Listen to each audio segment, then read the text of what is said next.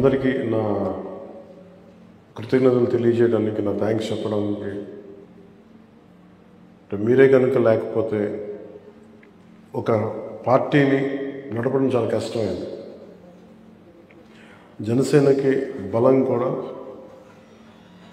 నేను మిమ్మల్ని నమ్ముతాను తప్ప నాయకులు ఉండాలి రావాలి, కానీ ఏ పార్టీకైనా ముఖ్యంగా మనలాంటి పార్టీకి మనం గెలుపులో ఎదగలేదు, ఓటమిలో ఎదిగాం. అలాంటి ఓటమిలో నిలబడి ఇంకా మీరు భరోసా ఇచ్చారు నాకు. అందుకని ప్రత్యేకించి నేను మీకు ధన్యవాదాలు తెలుపుకుంటూ ఈరోజు కిట్స్ పంపిణీకి మీరందరూ మనస్ఫూర్తిగా వాలంటీర్ చేసి అందరికీ ముందు తీసుకెళ్తాం. మీ అందరికీ నా పేరు పేరున ప్రతి ఒక్కరికి నా హృదయపూర్వక ధన్యవాదాలు తెలుపుకుంటా ఉన్నాను.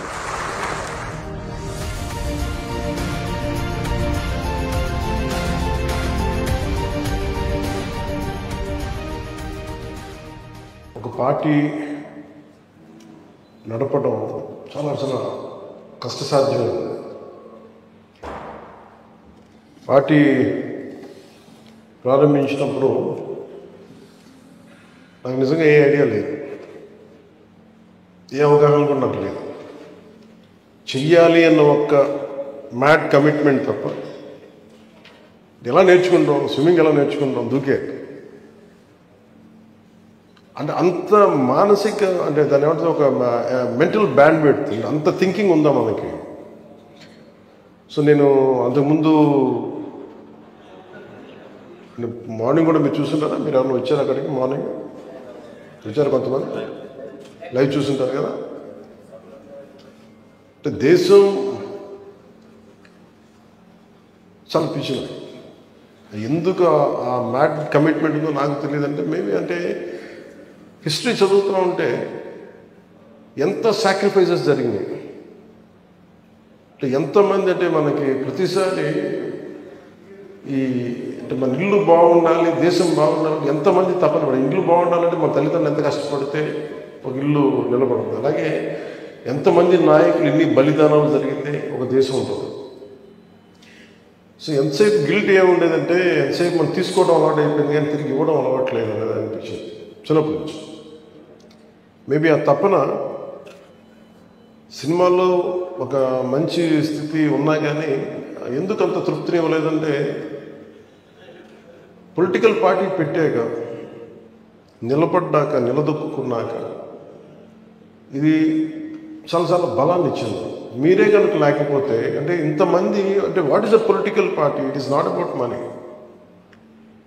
అది ఒక డబ్బుకి సంబంధం లేదు, లేదంటే ఎక్కువ పాపులారిటీ ఉంటే సంబంధం లేదు. ఇది ఒక గుంపు, ఒక బలమైన వర్గం, సమూహం అండ్ కామన్ ఐడియాలజీ మీద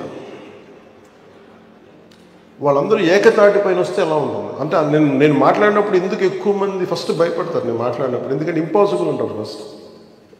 నేను మాట్లాడినప్పుడు ఎలా జరుగుద్ది అంటారు, ఎలా ముందుకు తీసుకెళ్తాం అని ఎందుకంటే ఆ సగటు మనిషి సందేహాలు నాకు ఉంటాయి, కానీ నేను ఓవర్కమ్ చేసి వచ్చాను. మనం ఒక్కళ్ళని అడిగేసి ఎంతమంది వచ్చారు ఈ రోజున మీ అందరిని చూస్తే నాకు మనస్ఫూర్తిగా బ్యూటీషియన్ పని చేసుకుంటే అసలు మీకు రాజకీయాలకు సంబంధం ఏంటంటే ఉంటుంది, కానీ మీరు వచ్చారు కదా బలంగా. ఒక హౌస్ వైఫ్ ఉన్నారు ఇక్కడ, అలాగే ఉద్యోగం రాకపోయినా లేదా కాంట్రిబ్యూట్ చేయడానికి ఉన్నారు, మీరున్నారు. ఇట్లా ఒక్కొక్కళ్ళ దగ్గర ఒక్కొక్క స్టోరీ ఉంటుంది. ఈ రూమ్లో ఉన్న దాదాపు 100 మంది ఒక్కొక్కళ్ళ దగ్గర ఒక కథ ఉంటుంది. బాయ్ నేను ఎందుకు చేస్తున్నాను ఈ పని, నేను ఎందుకు ఇక్కడ ఉన్నానని. నా కోరిక ఏంటంటే ఈ ఇన్సూరెన్స్ అమౌంట్ పెంచాలని కోరుకుంటున్నాను. అది ఎలా జరుగుతుందంటే నాకు చాలా ఇన్సూరెన్స్ కంపెనీస్ చాలా మాట్లాడాలి. సో అందుకని మన ఈ ప్రేరణే మొన్న జాతీయ ఉపాధి హామీ పథకం కింద అక్కడ పనిచేసే శ్రామికులందరికీ వాళ్ళు ప్రీమియం కూడా పే చేయకుండా ముందు డైరెక్ట్ ఒక 2 లక్షలు ఇచ్చేస్తాం ఫస్ట్. అది దాని ప్రేరణ మళ్ళించగలిగింది, మన జనసేన పార్టీ నుంచే కలిగింది. నేను ఎందుకు ఈరోజు ప్రత్యేకించి మీరు గత కొద్ది రోజులుగా మీరు పడుతున్న శ్రమ ఇవన్నీ మన సెక్రటేరియట్ టీం అందరిని చెప్పినప్పుడు ప్రత్యేకించి నేను మనస్ఫూర్తిగా నా హృదయపూర్వక నా గుండె లోపల నుంచి మీకు థ్యాంక్స్ చెప్పాలనుకున్నాను. ఇంకా అంటే నాకు దాదాపు 13 లక్షల మంది 15 లక్షల మంది మనకున్నారు మన క్రియాశీలక కార్యకర్తలు. అంటే ఒక్కొక్క క్రియాశీలక కార్యకర్త అంటే మొన్న మధుసూదన్ చంద్ర ఈజ్ అన్ యాక్టివ్ క్రియాశీల కార్యకర్త. అంటే ఇది అంటే ఎక్కడో ఒక చనిపోయిన 26 మందిలో ఒక జన సైనికుడు ఉంటాడు అనేది నేను అసలు ఊహకు కూడా నాకు అందలేదు. చాలా బాధ కలిగింది. అంటే నేను మొన్న ఆ అమౌంట్ ఇచ్చినప్పుడు కూడా పొద్దున కూడా నాకు అనిపించింది ఒక ప్రాణం వెనక్కి తీసుకురాలేం, కానీ చిన్న భరోసా ఇవ్వను ఆ డబ్బుతో. అలాగే నేను ఇంతమంది నన్ను విశ్వాసంతో నడుస్తున్నప్పుడు నేను ఎప్పుడు మీకు ఈరోజు మాట ఇచ్చినప్పుడు నేను మిమ్మల్ని ఇబ్బంది పెట్టే పనులు అయితే చేయను.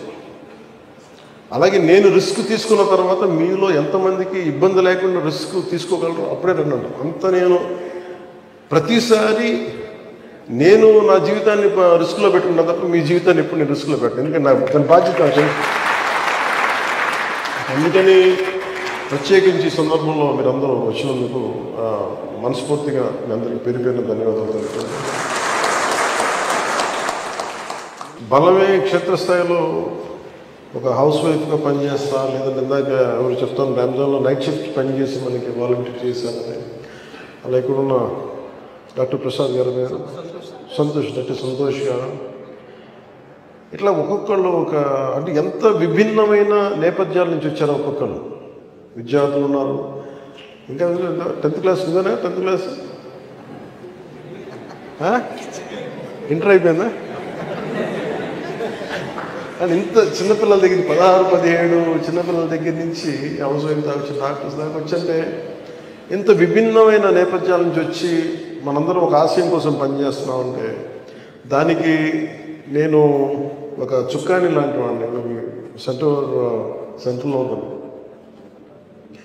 అంటే నా మీద మీరందరూ చూపించే అభిమానం నేను ఎప్పుడు కూడా ఏం కోరుకుంటానంటే, ఇన్ని లక్షల మంది ఎప్పుడు అభిమానం చూపిస్తున్నప్పుడు బయటికి నేను కూడా ఈ ప్రేమంతా దేశం వైపు పెట్టాలి, సమాజం బాగు కోసం పెట్టాలని కోరుకున్నాను ఎప్పుడు. అలాంటిది నాకు ఆనందకరమైన ఏంటంటే, మనం పుడతాం ఏదో బతుకుతో చచ్చిపోతాం తప్ప if you live with the purpose, అది ఎండ్ ఆఫ్ ద డే ఎంత డబ్బులున్నా ఎంత పేరున్నా తృప్తి అది. కానీ కష్టాల్లో ఉన్న మనిషికి కనుక మనం అండగా ఉండగలిగితే, ఒక ఆశయం కోసం పనిచేయగలిగితే దానికి వచ్చే తృప్తిగా. అందుకని అలాంటి క్రమంలో మా అందరం ముందుకు నడుస్తున్నప్పుడు కలిసి భార్యాభర్తలు ఉన్నారు ఇక్కడ, ఇద్దరు కలిసి వచ్చారు. ఎవరు మీ వారు ఇక్కడమ్మా? మీ ఇద్దరు. అట్లాగా సో మీ అందరికీ ప్రత్యేకించి ప్రతి ఒక్కరికి పేరు పేరున నా హృదయపూర్వక ధన్యవాదాలు తెలుపుకుంటూ, ఈ ప్రేరణతోటి నేను ఒకటే మనం చాలా నెలల నుంచి చెప్తా ఉన్నాను, ఇలా క్షేత్రస్థాయిలో ప్రతి ఒక్కరిని నేను ప్రతి నియోజకవర్గంలో చాలా త్రికరణ శుద్ధిగా పనిచేస్తూ ఒక ఆశయం కోసం పనిచేసే మన ఆశయాల కోసం పనిచేస్తున్న ప్రతి ఒక్కరి క్షేత్రస్థాయిలో పనిచేస్తున్న దానికి జన సైనికులు అనాలని, వీర మహిళలు అని, లేదంటే మరి ఏ పేరైనా పెట్టుకోండి, కానీ వీటన్నిటికంటే కూడా మీరందరూ నా ఆత్మబంధువులు. మీరే ఎన్ని ప్రాంతాలు, కులాలు, మతం, హద్దులు దాటి ఇక్కడ ఇందులో ఉన్నోళ్ళు ఎవరు ఒక ప్రాంతానికి చెందిన వాళ్ళు లేరు. విభిన్నమైన ప్రాంతాలకి, విభిన్నమైన కులాలకి, విభిన్నమైన మతాలకు చెందిన వాళ్ళు. సో నేను మానవత్వాన్ని నమ్ముతాను, కానీ కొన్నిసార్లు ప్రత్యేకమైన పరిస్థితుల్లో మాట్లాడతాను తప్ప ఈవెన్చువల్గా జాషువా గారు చెప్పినట్టుగా విశ్వనరుడే ఉన్నాడు. అంటే అన్ని కులాలు, మతాలు, హద్దుల్ని దాటి విశ్వనరుడిగా ఉండాలి. ఆ క్రమంలో మనం ముందుకు వెళ్తున్నాం. మనస్ఫూర్తిగా మీ అందరి ఆశీస్సులు కావాలి, మీరు నాతోటి చేయి కలపాలి మనస్ఫూర్తిగా కోరుకుంటూ మరోమారు మీ అందరికీ ధన్యవాదాలు తెలుపుతూ సెలవు తీసుకున్నాను.